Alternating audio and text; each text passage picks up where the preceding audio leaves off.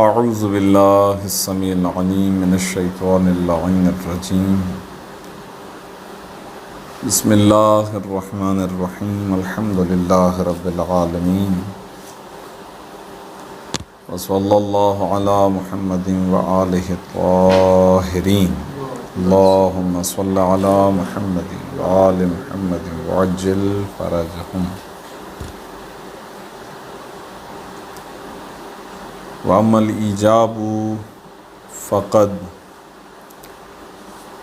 يَحْصُلُ بِالطَّرْحِ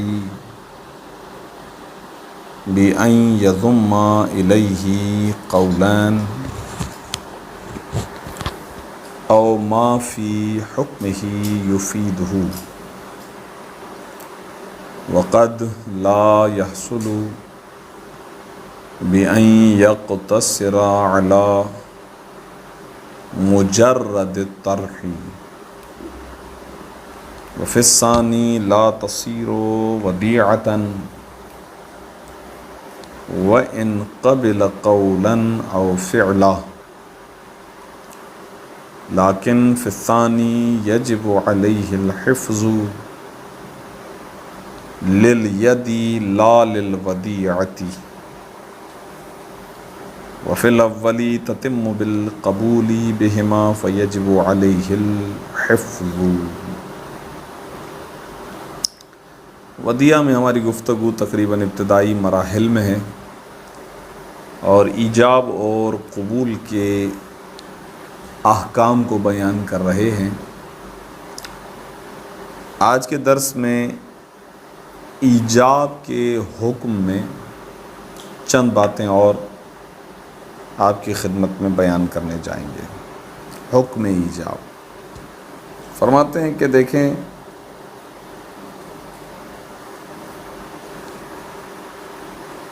بسا اوقات ایجاب فقط طرح یعنی کسی چیز کو چھوڑ دینا، مستودع کے سامنے جا کے چیز کو چھوڑ دیا،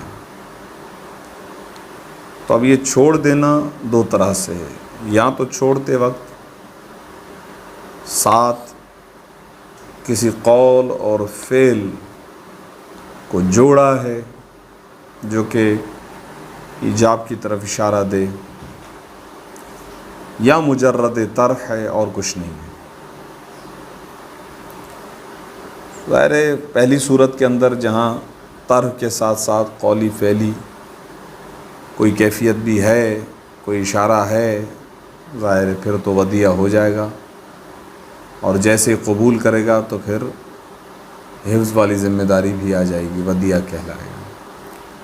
لیکن مجرد طرح فرماتے ہیں اس صورت میں ظاہر ہے کہ ودیعہ تو نہیں ہوگا، اگرچہ وہ شخص جو ہے وہ قولی طور پر یا فعلی طور پر قبول بھی کر لے فقط طرح کو، لیکن چونکہ قول و فعل منظم نہیں ہے، جڑا ہوا نہیں ہے اس کے ساتھ، فقط چھوڑا ہے سامان کو، تو اس صورت میں اگر قبول کر لے گا تو ودیعہ نہیں، لیکن حفظ کی ذمہ داری اس شخص پر آ جائے گی، اور وہ حفظ کی ذمہ داری بھی اس وجہ سے نہیں آئے گی کہ یہ ودیعہ ہے، بلکہ جب وہ شخص کسی چیز کو جو اس مودع نے وہاں پر ترک کیا ہے، اس نے اس کو جو اٹھا لیا ہے، بس اس نے جو قبول کر لیا، اس قبول کی وجہ سے حفظ کی ذمہ داری اس پر آ گئی ہے، اور وہ آئی ہے قاعدہ ید کی وجہ سے۔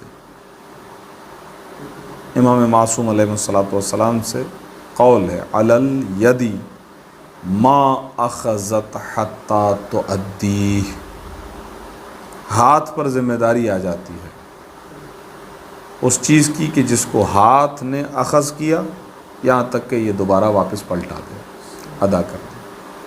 تو جو چیز آپ نے قبضے میں لی، اب یہ اس ہاتھ کی ذمہ داری ہے، ودیعہ کے عنوان سے نہیں ہے، قاعدہ ید کے اعتبار سے حفاظت ذمہ داری بن جائے گی۔ ٹھیک ہے، یہ ہے۔ تو یہاں سے گویا ایک اور مطلب کی طرف بھی اشارہ ہو گیا کہ کبھی کبھار ایسا ہوتا ہے کہ حفظ کی ذمہ داری کسی اور سبب سے آتی ہے، اور وہ کئی اسباب ہیں۔ کبھی کبھار باب معاونت، قرآن کہتا ہے تعاونوا علی البر والتقوی، تو باب معاونت کی وجہ سے بھی کبھی کبھار جو ہے واجب کفائی بن جاتی ہے یہی حفظ کی ذمہ داری۔ یا مثلا کبھی کبھار وہ شخص جو ہے، وہ جو مودع ہے وہ مجبور ہے، اور وہ کہتا ہے کہ نہیں جناب آپ جو ہے وہ مہربانی کرو، اگر آپ نے مجھ سے یہ سامان نہیں لیا تو مجھ سے چھین جائے گا، آپ رکھو، مجھ سے ظالم چھین لے گا، کوئی اور مسئلہ آ جائے گا۔ یہاں پر تو کہتے ہیں واجب ہے، ہاں معاونت واجب ہو جاتی ہے۔ بس معاونت واجب ہونے کی صورت میں پھر ظاہر حفظ کی ذمہ داری بھی آ جائے گی، البتہ یہ ودیہ نہیں کہلائے گا، یہ ایک اور باب ہو جائے گا۔ یعنی حفظ کا عنوان ودیہ نہیں ہے، حفظ کا عنوان یہاں پر معاونت ہے۔ چاہے مسلمان نہ ہو ساتھ میں پھر بھی مدد کرنی پڑے گی، یہ ایک الگ چیز ہے، لیکن مجھے لگ رہا ہے کہ شاید نہ بھی ہو پھر بھی شاید ممکن ہے کہ آ جائے۔ اس کی وجہ یہ ہے کہ روایات بھی ہیں اور سیرت معصومین بھی ہمارے سامنے ہیں۔ مثلا رسول اللہ کا امین ہونا یہ مشہور ہے، شہرت ہے، 43 سالہ زندگی کے اندر تو زیادہ شہرت ہے، بلکہ 53 سالہ کہہ سکتے ہیں، کیونکہ رسول اللہ 53 سال کی عمر میں مکے سے مدینہ ہجرت فرما رہے تھے، تو اس وقت یہ کہہ رہے تھے یا علی لوگوں کی امانتیں میرے پاس ہیں، وہ امانتیں دے کے آنا۔ اس میں اکثر کافر بھی تھے، اور غالباً امام حسن مجتبیٰ کو وصیت کی امیر کائنات نے غالباً کہ امانت دار، امانت رکھوانے والے کی امانت پلٹاؤ، چاہے وہ تمہارے باپ کا قاتل ہی کیوں نہ ہو۔ اس طرح کی روایات بھی آئی ہیں، تو امانت ہے۔ اگر امانت کے طور پہ رکھوائی گئی چیز ہے تو پھر چاہے کافر ہی کیوں نہ ہو خیانت نہیں کر سکتے، یہ ممکن ہے بظاہر یہاں پر۔ یہ بھی تو ضروری نہیں کہ معاونت کرے، یہ ضروری ہے نا؟ نہیں، معاونت کرنا ایک الگ چیز ہے، وہ جہاں تک آپ کے اختیار میں ہو تو ٹھیک ہے، لیکن از حیثیت انسانی، چونکہ یہاں پر ایک صورت بتا رہے ہیں کہ من باب المعاونہ علی البر کفایتاً، واجب کفائی کے عنوان سے بھی کبھی کبھار واجب ہو جاتا ہے، ہاں، لیکن کبھی کبھار اگر حصر ہو جائے آپ ہی کی ذات میں اور کوئی نہیں ہے، پھر شاید واجب بھی ہو جائے، کسی کی جان بچانا، کسی کا مال بچانا، کسی کی عزت بچانے کی خاطر ممکن ہے، پھر ممکن ہے۔ لیکن ویسے واجب کفائی کا عنوان آ جائے گا، چلیں آپ نہیں تو کوئی اور، یہ ممکن ہے، اس کے اندر کوئی گنجائش نکل سکتی ہے۔ جی، تو اب انشاءاللہ عبارت شروع کرتے ہیں، پھر دیکھتے ہیں کہ عبارت میں ہم کس مقام تک پہنچتے ہیں۔ بسم اللہ الرحمن الرحیم۔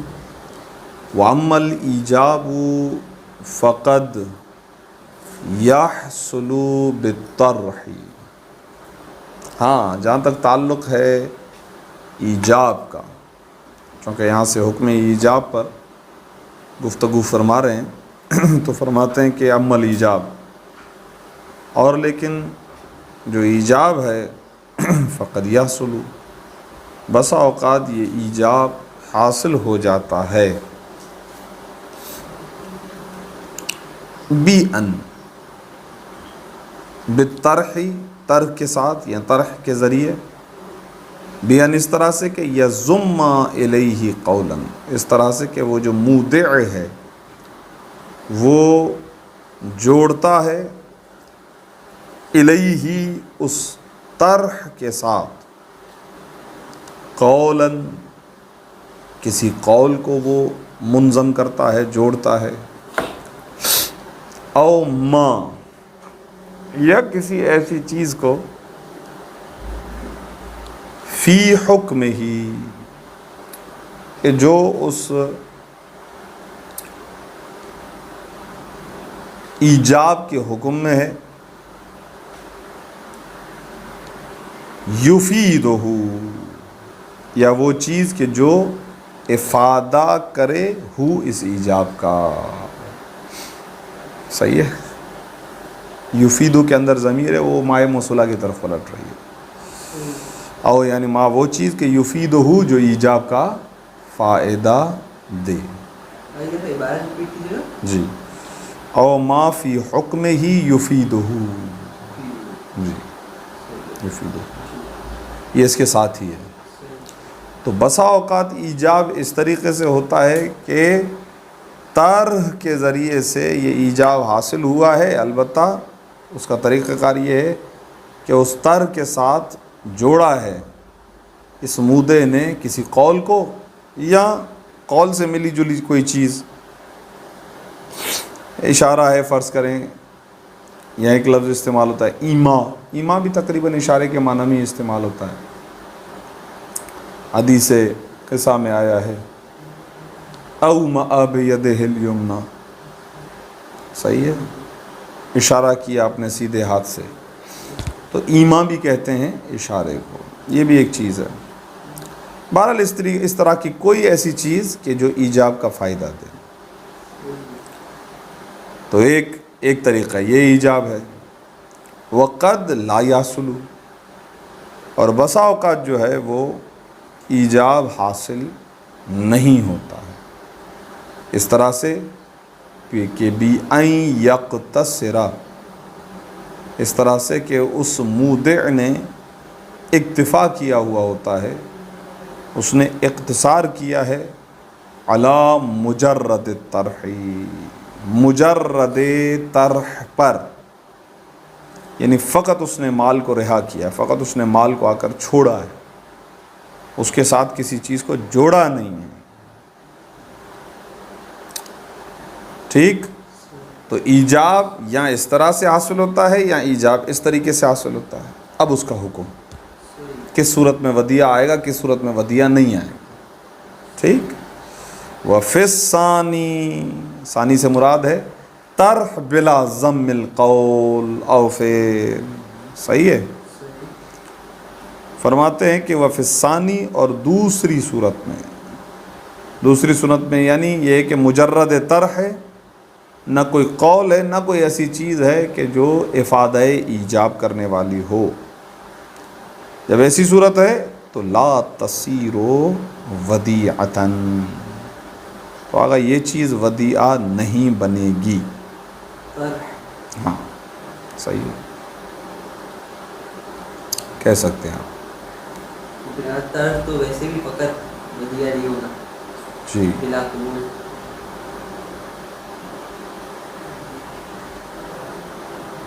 بس آپ اس کو کہہ سکتے ہیں کہ ایک طرح کا معاملہ صحیح ہے پیش آیا ہے، اس معاملے کی طرف آپ اس ضمیر کو پلٹا دیں. یہ معاملہ ودیعہ نہیں ہوگا. تو فقط مجرد طرح پر اختصار کریں تو ودیعہ تو نہیں ہوگا. چاہے وَإِن قبلہ، چاہے وہ جو مستودع ہے وہ قبول کرے. ٹھیک. قولی طور پر یا فعلی طور پر. صحیح ہے، چاہے قبول کرے. لیکن فی الثانی، اس کو لیکن نہ بھی پڑھ سکتے ہیں ویسے، نہیں؟ ہاں سوچیں دیکھیں. لیکن فی الثانی، لیکن دوسری صورت میں، یہاں پر دوسری صورت میں مراد ہے کہ قبول کیا ہے. ٹھیک. اب چاہے وہ قولی طور پر قبول کیا ہو یا فعلی طور پر قبول کیا ہو. ٹھیک.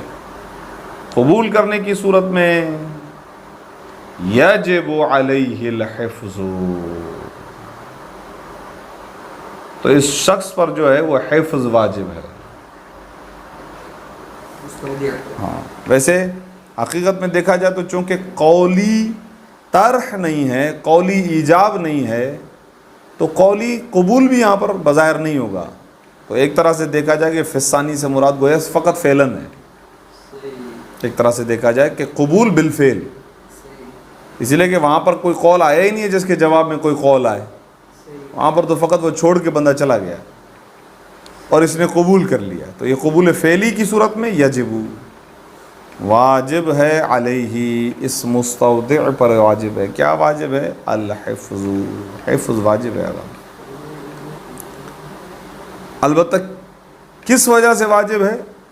للیدی، آگا یہ ید کی وجہ سے واجب ہے. یعنی حفظ پر جو دلیل ہے مال غیر کو قبض کرنے کی صورت میں، وہ کیا ہے؟ وہ معصوم کا وہ قول ہے کہ علی الیدی ما اخذت حتی تؤدی. یہ قول جو ہے وہ سبب ہے کہ واجب ہے، لا للودیعتی، نہ کہ ودیعہ کے منعقد یا متحقق ہونے کی وجہ سے، ایسا نہیں ہے. وفی الاولی، وفی الاولی سے مراد یہ ہے کہ جہاں پر حاصل ہو جاتا تھا، یعنی پہلی والی صورت. اما الایجاب فقد یحصل بالتر، وہ والی صورت ہے. ٹھیک ہے؟ اس صورت میں تتم، اس صورت میں متحقق ہو جائے گا، صحیح ہو جائے گا ودیعہ، لیکن البتہ بالقبولی بہما، ساتھ ایجاب کے قبول بھی ہونا چاہیے، اب چاہے وہ قبول قولی ہو یا قبول فعلی ہو، بہما القول والفعل. ٹھیک؟ اور ظاہر ہے کہ جب صورتحال یہ ہوگی کہ ایجاب ترک کے ساتھ ساتھ قولی اور فعلی بھی ہے اور قبول بھی ہے، تو فیجب علیہ الحفظ، تو بس اس صورت پر واجب ہو جائے گا اس شخص پر کیا کرنا؟ حفاظت کرنا. اور یہ ودیعہ کی وجہ سے ہوگا، نہ کہ کسی اور چیز کی وجہ سے. ٹھیک ہے؟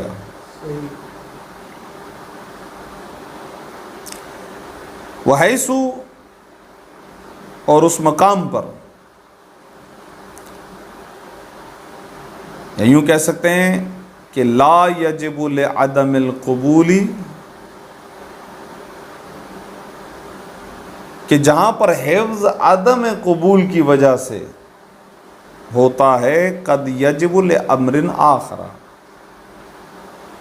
بسا اوقات وہ کسی اور امر کی وجہ سے واجب ہوتا ہے. گویا یہ یہاں پر یہ بتلانا چاہ رہے ہیں کہ وہ موارد کے جہاں پر حفظ واجب نہیں ہوتا کیونکہ قبول نہیں ہوتا، قبول نہیں ہوتا، ایسے موارد میں قد یجب، واجب ہوتا ہے حفظ لامر آخر، کسی اور امر کی وجہ سے. ٹھیک؟ کما، یہ مثال ہو گئی گویا حفظ کے واجب ہونے کی، قبول کے علاوہ کسی اور سبب کو ملحوظ خاطر رکھنے کی وجہ سے. کما، جیسا کہ لو غاب المالک وترکہ، غائب ہو جائے مالک، صحیح ہے، وترکہ، اور ترک کر دے ودیعہ کو، وخیف علیہ الذہاب، اور خوف ہو اس ودیعہ پر ذہاب کا. ذہاب یہاں پر بے معنی تلف، یعنی چیز ختم ہو جائے گی، اس چیز کا نقصان ہو جائے گا. تو فیجب، تو واجب ہوگا من باب المعاونتی علی البر کفایتاً، تو واجب ہوگا حفظ من باب المعاونہ، تعاونوا علی البر. ٹھیک؟ کفایتاً، کفایتاً سے مراد یہی ہے کہ بالوجوب الکفائی، واضح، لیکن لازمانہ بے ترک ہی، البتہ یہ ذہن میں رہے چونکہ اس نے قبول نہیں کیا ہے، وہ چھوڑ کے چلا گیا، اور چونکہ یہاں پر خوف تھا کہ وہ چیز ضائع بھی ہو جائے، تو ٹھیک ہے اس نے معاونت کی ہے، اس نے سنبھال لیا ہے، کوئی اور بھی سنبھال سکتا تھا، یہ بھی سنبھال سکتا تھا، مجبور نہیں تھا، ذمہ داری نہیں لی تھی، تو اگر تلف ہو جائے تو ضمان نہیں آئے گا. جی، یہاں پر ضمان نہیں آئے گا. جان بوجھ کے کرے، جان بوجھ کے ضائع کرے گا تو پھر تو ظاہر ہے کہ ذمہ داری آ جائے گی. ترک ہی سے مراد یہ ہے. صحیح ہے؟ خوب. وَأَمَّا مَعَ الْإِكْرَاهِ، اور لیکن اکراہ کے ساتھ، مجبوری کے ساتھ، فلا یجب حفظها، تو آگا اس کا حفظ یعنی ودیعہ کا جو حفظ ہے وہ واجب نہیں ہے مطلقاً۔ مطلقاً کا مطلب یہ ہے کہ چاہے قبض کرے یا نہ کرے، صحیح ہے نا؟ ایسا نہیں ہے کہ قبض کر لیا ہے تو آپ چاہیں گے بھائی آپ نے قبض کر کیوں کیا تو ذمہ داری آ جائے گی آپ کی، نہیں، ایسی بات نہیں ہے جناب، چاہے قبض ہی کیوں نہ کر لے، بہر صورت اب اس کی ذمہ داری نہیں ہے کہ اس کی حفاظت کرے اگر اکراہ کی کیفیت ہے، وَلْيَجُوزُ تَرْكُهَا، بلکہ اس ودیعہ کو چھوڑ دینا بھی اس کے لیے جائز ہے، ٹھیک۔ وَإِنْ قَبَضَهَا بِهِ فِي حُضُورِ الْمَالِكِ وَغَيْبَتِهِ، اگرچہ اس مستودع نے اس ودیعہ کو حفظ کیا ہے بہی اس اقراہ کے سبب، فی حضور المالک وغیبتہ، مالک کی موجودگی میں یا اس کی غیبت کے اندر، اس کی غیر حضوری کے اندر، پھر بھی اس پر واجب نہیں ہے، سوائے یہ کہ ایک صورت ہے جس میں بہرحال اس کی ذمہ داری ہو جاتی ہے، اس پر واجب ہو جاتا ہے، وہ کیا ہے؟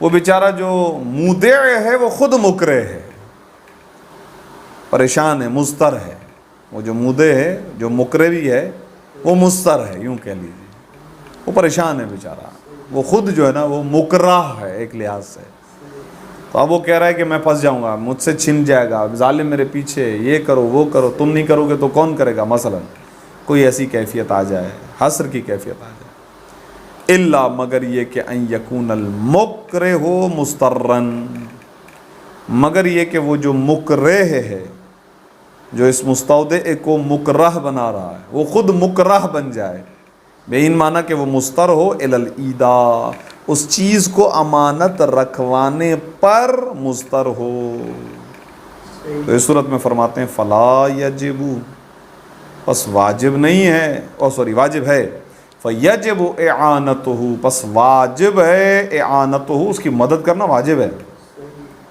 اس مالک مکرہ مستر کی مدد کرنا واجب ہے، ٹھیک، علیہ، اسی مستودع پر، کالسابقی، جیسا کہ اوپر بھی آپ کی خدمت میں بیان کیا گیا تھا، قد یجب لامر آخر، کوئی اور امر آ جاتا نا فیجب من باب المعاونہ، اسی طریقے سے۔ مطلب یہ نیچے والا ودیعہ کہلائے گا؟ کون سا؟ یہ جو لاسٹ ابھی کہا، پھر بھی نہیں کہلائے گا، ودیعہ نہیں کہلائے گا، نہیں، من باب اعانت وجوب ہے، ودیعہ نہیں ہے، ٹھیک۔ اب شہید ثانی علیہ الرحمہ کہتے ہیں کہ آغا کا جو قول ہے شہید اول علیہ الرحمہ کی عبارت کو اگر سامنے رکھیں تو اس اعتبار سے تو بظاہر کیفیت ایسی ہے کہ لگتا ہے کہ سب کچھ مطلق ہی ہے، لیکن ایسا نہیں ہے، تفصیل ہے، ٹھیک۔ فَقَوْلُهُ فَلَا يَجِبُ حِفْظُهَا، اگر آپ اوپر والی عبارت سے کنیکٹ کریں نا، دیکھیں وَلَا طَرَحَهَا عِنْدَهُ أَوْ أَكْرَهَهُ عَلَى قَبْضِهَا لَمْ تَصِرْ وَدِيَّةً فَلَا يَجِبُ، جبکہ بیچ میں صورتیں ہیں کافی نا، تو اسی لیے شہید ثانی علیہ الرحمہ فرما رہے ہیں کہ فَقَوْلُهُ قول المصنف فَلَا يَجِبُ حِفْظُهَا، یہ جو قول ہے مطلق فی الثانی من حیث الودیعۃ، فرماتے ہیں یہ مطلق ہے ثانی میں یعنی اکراہ میں، صحیح ہے، صورت اکراہ اس کے اندر من حیث الودیعہ، ودیعہ کے اعتبار سے، وَمَعَ عَدَمِ الْقُبُولِ اَوِ الْقَبْضِ فِي الْأَوَّلِ، الاول سے مراد ہے تر، وہ جو اوپر تر کیا تھا نا، اس میں فرماتے ہیں علامہ فصلا، تو وہ اسی تفصیل کے مطابق ہے جسے اوپر بیان کیا جا چکا ہے، وہ دو صورتیں انہوں نے وہاں پہ بنائی تھی، اگر قولی اور فعلی ساتھ ہے، منظم ہے، تو پھر تو ٹھیک ہے، قبول کی شرط کے ساتھ ساتھ حفظ آ جائے گا، اور اگر قبول نہ ہو تو پھر اس صورت میں حفظ ہوگا، لیکن وہ حفظ جو ہے وہ کس صورت میں ہوگا؟ ید کی وجہ سے ہوگا، ٹھیک ہے نا، اور دوسری صورت میں کہا تھا کہ جناب عالی ہاں اگر ملا ہوا ہے سب کچھ ہے اور قبول بھی ہے تو پھر ودیعہ کے ہی عنوان سے حفظ واجب ہوگا، علامہ فصلہ اس تفصیل کے مطابق کہ جسے بیان کیا گیا۔ وَلَوْ قَبِلَ الْوَدِيعَةَ قَوْلًا أَوْ فِعْلًا وَجَبَ عَلَيْهِ الْحِفْظُ مَا دَامَ مُسْتَوْدِعًا وَكَذَا بَعْدَهُ إِلَىٰ أَنْ يُؤَدِّيَ إِلَى الْمَالِكِ أَوْ مَنْ فِي حُكْمِهِ وَبِذَلِكَ يَظْهَرُ عَدَمُ الْمُنَافَاةِ بَيْنَ وُجُوبِ الْحِفْظِ وعدم وجوب البقاء على الوضيعة من حيث إنها عقد جائز۔ موضوع گفتگو کتاب ودیعہ میں آج وضعی یعنی مستودع کے ضمان کے بارے میں ہے کہ کس صورت میں وہ ضامن بنے گا اور کس صورت میں وہ ضامن نہیں بنے گا۔ ضمان کی گفتگو کا تعلق شے کے تلف ہونے یا شے کے عیب دار ہونے سے ہے، یعنی وہ چیز کے جسے امانت کے طور پر رکھوایا ہے، آیا وہ چیز جو ہے اگر تو صحیح و سلامت رہتی ہے تو بحث ضمان ہے ہی نہیں، لیکن اگر وہ چیز تلف ہو جائے یا اس کے اندر عیب آ جائے تو یہاں سے بحث شروع ہوتی ہے ضمان، ضمان آئے گا یا ضمان نہیں آئے گا۔ ضمان سے پہلے ایک مرحلے میں گفتگو کرتے ہیں اور وہ یہ ہے کہ جیسے ہی قابل، مستودع یا وضعی جیسے ہی ایک مرتبہ قبول کر لیتا ہے ودیعہ کو قولی طور پر یا فعلی طور پر، تو اب اس شخص پر اس امانت کی حفاظت کرنا واجب ہے، چاہے وہ مستودع رہے یا نہ رہے۔ یہ تو طے ہے کہ جب تک مستودع ہے تب تک تو ہی حفاظت کرنی ہے، لیکن جس وقت وہ مستودع نہیں رہتا، فرض کریں ایک وقت طے پایا گیا تھا کہ اس وقت تک امانت کی حفاظت ہوگی، یا مثلا جو ہے وہ معاملے کو فسخ کر دیا، اس عقد کو ختم کر دیا ہے کہ آ گیا کہ بس اب میں نہیں رکھ سکتا امانت، یا وہ دوسرا شخص کہتا ہے کہ آپ مجھے اس چیز کو پلٹا دیں، تو جب تک وہ چیز معاملے کے ختم ہونے کے بعد سے لے کر مالک کے پاس پلٹ کر نہیں جاتی ہے، اس وقت تک اس چیز کا جو اس کی جو حفاظت کی ذمہ داری ہے وہ اپنی جگہ پر باقی رہے، یعنی اگرچہ معاملے کو فسخ کرنے کے بعد ودیت کی کیفیت نہیں رہی، لیکن چونکہ مال ابھی تک ہاتھ میں ہے تو قاعدہ ید والے مطابق حفاظت کی ذمہ داری جو ہے وہ رہے گی۔ یہ ہو گیا ایک مسئلہ۔ ضمان کے سلسلے میں فرماتے ہیں کہ دیکھیں اگر تو اس شخص نے تعدی کی ہے، کوئی تفرید کی ہے، پھر تو یقیناً وہ شخص جو ہے وہ امین نہیں رہا اور ضامن بن جائے گا۔ ہاں لیکن اگر ایسا شخص ہے کہ جس نے کسی طرح کی جو ہے وہ کوئی تعدی نہیں کی، کوئی تفرید نہیں کی ہے، تو پھر ظاہر ہے اس پر کسی طرح کا کوئی زمان نہیں آئے گا۔ آج کی بحث یہی ہے، آئیے عبارت میں دیکھتے ہیں کہاں تک پہنچتے ہیں۔ بسم اللہ الرحمن الرحیم۔ وَلَوْ قَبِلَ، اگر وضعی قبول کرے، مستودع قبول کرے،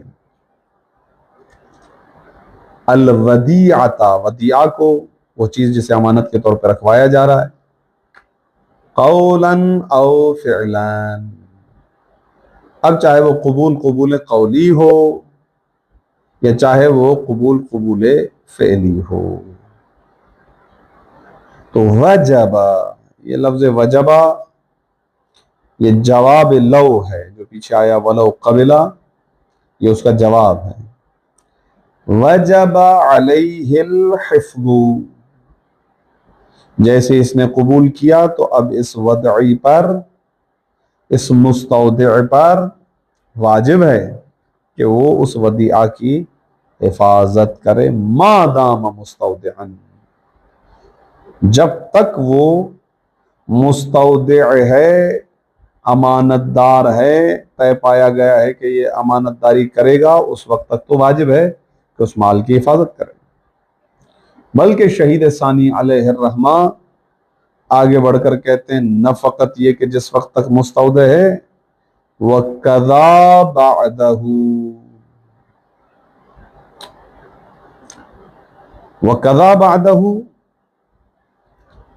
یعنی جس طریقے سے مستودع ہونے کے وقت اس پر واجب تھا، یہ ذمہ داری تھی کہ وہ ودیعہ کی حفاظت کرے، اب مستودع ہونے کے بعد بھی، بعدہ یعنی بعد مستودع، مستودع ہونے کے بعد بھی واجب ہے اس پر ودیعہ کی حفاظت کرنا، اگرچہ اب ودیعہ کا عنوان سلب ہو چکا ہے یہاں سے، کیونکہ معاملہ فسخ ہو گیا۔ فرض کریں جو ٹائم طے تھا کہ اس وقت تک جو ہے وہ امانت داری ہے، وہ وقت ختم ہو گیا ہے، لیکن اس کے باوجود جو ہے ذمہ داری واجب ہوگی، کب تک؟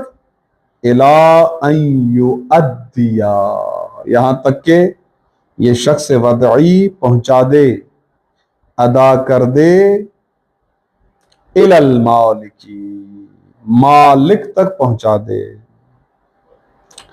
یعنی اس مستودع پر، اس ودی پر واجب ہے اس مال کی ذمہ داری کرنا یہاں تک کہ وہ چیز مالک تک لوٹا نہ دے، جب تک مالک تک پہنچا نہیں دیتا اس وقت تک اس کی ذمہ داری ہے کہ اس کی حفاظت کرے۔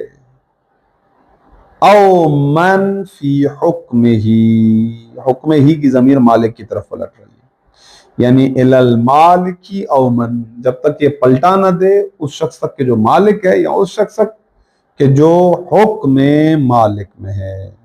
اور یہاں پر حکم مالک میں ہونے سے مراد وہ شخص ہے کہ جو مالک کی طرف سے وکیل مقرر کیا گیا ہوتا ہے۔ خوب، یہ حکم بیان کرنے کے بعد اب شہید ثانی علیہ الرحمہ فرماتے ہیں کہ اگر یہ مطلب آپ تک پہنچ گیا، آشکار ہو گیا، تو وَبِذَالِكَ، یہاں سے ایک اور مطلب آشکار ہو جاتا ہے۔ وَبِذَالِكَ سے مراد ہے مال کی اس وقت تک حفاظت کرنا جب تک وہ مال مالک تک ادا نہ کر دیا جائے، مالک تک پہنچا نہ دیا جائے، اس وقت تک حفظ کرنا۔ اس کے ذریعے سے یظہر، ظاہر ہو گیا، کیا ظاہر ہوا؟ عدم المنافاتی، کوئی منافات نہیں ہے، کوئی جھگڑا نہیں ہے دو چیزوں کے مابین۔ وہ دونوں چیزیں کیا ہیں؟ بین وجوب الحفظ وعدم وجوب البقاء علی الودیعہ۔ لیکن جب معاملہ عقد جائز ہو، جیسے کہ ودیعہ عقود جائزہ میں سے ہے کہ کسی بھی وقت فسخ کیا جا سکتا ہے، طرفین کی طرف سے کوئی بھی کسی وقت فسخ کر لے تو معاملہ فسخ ہو جاتا ہے۔ تو کہہ رہے ہیں کہ جب ہم نے یہ کہا کہ مال کی حفاظت کرنا واجب ہے، تو اس کا مطلب یہ نہیں ہے کہ اب جو ہے وہ معاملہ فسخ نہیں ہو سکتا، نہیں، ان دونوں کے درمیان آپس میں کوئی منافات نہیں ہے، کوئی جھگڑا نہیں ہے۔ واجب نہیں ہے کہ جو ہے ودیعہ پر باقی رہا جائے، نہیں، اس معاملے کو فسخ کیا جا سکتا ہے۔ تو ان دونوں کے درمیان آپس میں کوئی منافات نہیں ہے۔ بین وجوب الحفظ، حفظ کے وجوب ہونے کے مابین، وعدم وجوب البقاء علی الودیعہ، اور ودیعہ پر باقی رہنے کا وجوب جو ہے اس کے بھی عدم کے مابین جو ہے وہ کسی طرح کی کوئی منافات نہیں ہے. یعنی وجوب حفظ اور عدم وجوب بقاء علی الودیعہ، ان دونوں کے مابین کسی طرح کے کوئی منافات نہیں ہے. اس کا سبب واضح ہے، آشکار ہے کہ ودیعہ جو ہے وہ عقود جائزہ میں سے ہے، وہ عقود جائزہ کے جن کو فسخ کرنا ممکن ہے. ہاں البتہ ایک بات ہے، وہ یہ کہ باوجود اس کے کہ فسخ کر لیا لیکن ودعی سے ذمہ داری ساقط نہیں ہوتی ہے کہ مال کی حفاظت نہیں کرے گا. چلے اپنی طرف سے آپ نے کہا کہ سرکار اب یہ امانت ہم آپ کو لوٹانا چاہتے ہیں، اب ہم اس سے زیادہ اس کی حفاظت نہیں کر سکتے. آپ نے معاملہ یہاں پر فسخ کر دیا، عقد کو فسخ کر دیا، یہ آپ کے لیے ممکن تھا، لیکن اس کے باوجود ابھی تک آپ کی ذمہ داری ہے کہ آپ اس مال کی حفاظت کریں یہاں تک کہ یہ مال آپ مالک کی طرف لوٹا نہ دیں، پلٹا نہ دیں. وَلَا زِمَانَ عَلَيْهِ لَوْ تَلَفَتْ أَوْ عَابَتْ، اور کسی طرح کا کوئی زمان نہیں ہے علیہ اس شخص مستودع پر، اس ودعی پر کسی طرح کی کوئی ذمہ داری نہیں ہے. یہ اصول ہے کہ ودیعہ کے احکام میں سے ایک حکم یہ ہے کہ ودی پر کسی طرح کا کوئی ضمان نہیں آ سکتا اگر اس نے کسی طرح کا افراط نہیں کیا، کسی طرح کی کوئی تفریط نہیں کی، کسی طرح کی کوئی تعدی نہیں کی ہے. تو ودیعہ کے حفظ کے سلسلے میں ضمان امین پر نہیں. کیوں؟ اس لیے کہ ودی امین ہوتا ہے، اور امین کے بارے میں اصول یہ ہے کہ جو امین ہو وہ ضامن نہیں ہوتا، جو مفرط ہو یا جو مفرط ہو یا جو متعدی ہو وہ ضامن ہوتا ہے. لیکن جو امین ہو، امین کہتے ہیں اس کو ہوں کہ جو کسی طرح کی تعدی نہ کرے، افراط و تفریط نہ کرے، ایسے شخص کے بارے میں امین کا لفظ استعمال کیا جاتا ہے، اور امین ضامن نہیں ہوتا. خوب یہ ضمان کب نہیں آئے گا؟ لو تلفت او عابت، جیسا کہ بحث ابھی خلاصے میں عرض کیا گیا کہ ضمان کا تعلق ہی ہے جب کوئی چیز تلف ہو جائے، یعنی وہ چیز عیبدار ہو جائے. تو لو تلفت، اگر یہ ودیعہ تلف ہو جائے، او عابت، یعنی یہ جو ہے عیبدار ہو جائے، تو ودی جو ہے وہ ضامن نہیں ہوتا ہے جس وقت عیب آ جائے ودیعہ کے اندر، اگر اس نے اس کی حفاظت کی ہے بغیر افراط و تفریط کے. اللہ، ہاں مگر یہ کہ ضمان آئے گا کب؟ بالتعدی، تعدی کرے، تجاوز کرے، تصرف کرے، حد سے آگے بڑھ جائے. یہ کہنے کے بعد اب یہاں پر شہید علیہ الرحمہ چند ایک مثالیں آپ کی خدمت میں بیان کر رہے ہیں تعدی کی. پہلی مثال، بے ان رکبت دابۃ، جانور اس کو بطور امانت رکھوایا، یہ اس پہ سوار ہو کے گھوم رہا ہے. یہ ایک مثال.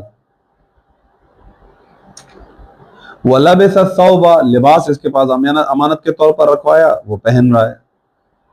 وَفَتَحَ الْكِيسَ، یا مثلا اس کے پاس ایک باکس رکھوایا، بکسہ رکھوایا، تھیلا رکھوایا. کیس کے یہی کوئی معنی ہے.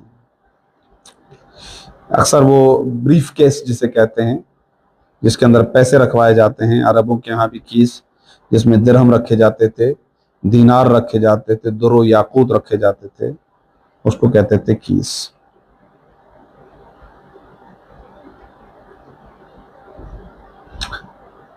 تو اگر یہ شخص اس کے پاس ایک بیگ رکھوایا، کیس رکھوایا، اور اس نے اس کو کھول دیا، اور وہ کیس بھی کیسا کیس ہے؟ المختومہ او المشدودہ، یہاں تو اس پہ مہر لگی ہوئی ہے. مختوم بے معنی وہی ختم کے لیے ایک مہر لگائی جاتی تھی، یا مشدود، یا بیگ پیک ہے، بند ہے.